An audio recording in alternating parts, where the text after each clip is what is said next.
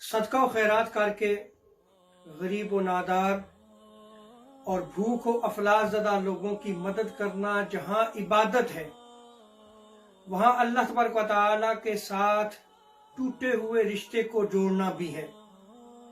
जैसा कि हुजूर अलैहिस्सलाम ने इरशाद फरमाया, तूबू इलल्लाहि क़ब्ल अन तमूतू, कि मरने से पहले अल्लाह की बारगाह में तौबा कर लो और गफलत का शिकार होने से पहले नेक आमाल में जल्दी करो।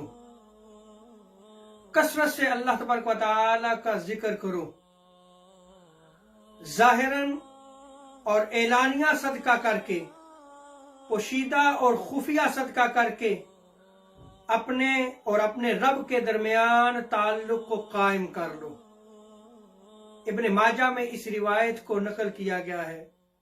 इस हदीस मुबारका से साबित हुआ कि जो बंदा सदका करता है वो अल्लाह तबारक व तआला के साथ टूटे हुए रिश्ते को भी जोड़ता है। और जब बंदा सदका करता है उसके लिए 3 खुशखबरियां हैं। हुजूर अलैहिस्सलाम इरशाद फरमाते हैं कि जो तुम एलानिया और खुफिया सदका करते हो, इसके बदले तुम्हें रिज्क दिया जाएगा। ये पहली खुशखबरी है। हुजूर अलैहिस्सलाम इरशाद फरमाते हैं कि तुम्हारी मदद की जाएगी, अल्लाह तबारक व तआला की मदद और नुसरत तुम्हारे ऊपर नाज़िल होगी। ये दूसरी खुशखबरी सुनाई गई है। और हुजूर अलैहिस्सलाम इरशाद फरमाते हैं और तुम्हें ताकत और सरबुलंद किया जाएगा। ये तीसरी खुशखबरी सुनाई गई है। तो देखें कि सदका और खैरात करने से अल्लाह तबारक व तआला रिज्क अता फरमाता है, अल्लाह तबारक व तआला की मदद और नुसरत नाज़िल होती है, और रब तआला जो है वो उस बंदा मोमिन को सरबुलंद और ताकतवर कर देता है जो सदका और खैरात करता है।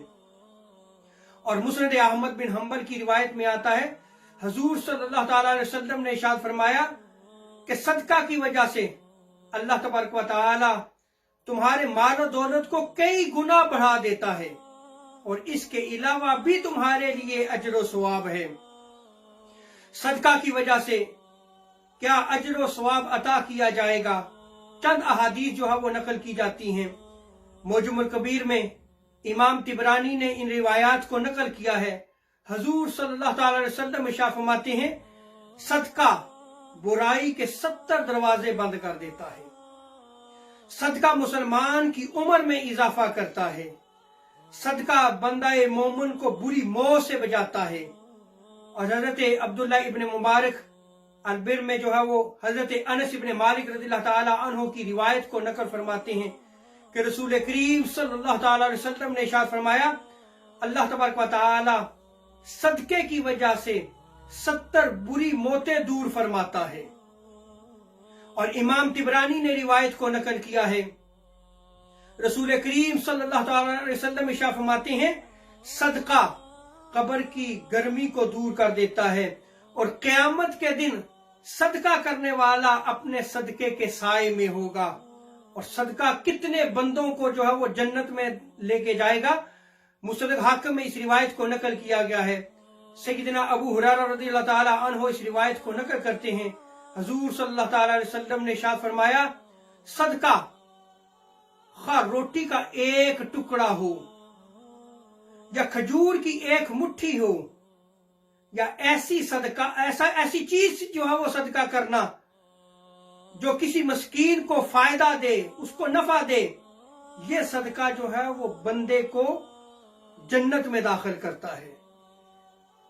हुजूर अलैहिस्सलाम फरमाते हैं, घर का मालिक जो सदका का हुक्म देता है वो जन्नत में दाखिल होगा। और बीवी जो अपने शोहर का साथ देती है और इस्लाह के तौर पर सदका देती है, हुजूर सल्लल्लाहु अलैहि वसल्लम इरशाद फरमाते हैं वो भी जन्नत में दाखिल होगी। और घर का मालिक या बीवी खादम की ड्यूटी लगाती है कि ये सदका फला मस्कीन को दे के आओ, और जब वो खादिम जो है वो उस मस्कीन को सदका दे के आता है, हुजूर सल्लल्लाहु अलैहि वसल्लम इरशाद फरमाते हैं वो खादम भी जन्नत में दाखिल होगा।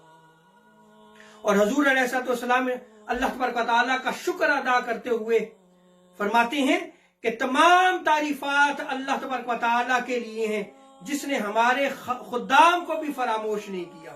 تو دیکھیں صدقہ و خیرات کرنے کی فضیلت کیا ہے۔ رب تعالیٰ ہمیں صدقہ کرنے کی توفیق عطا فرمائے۔ وما علینا الا البلاغ۔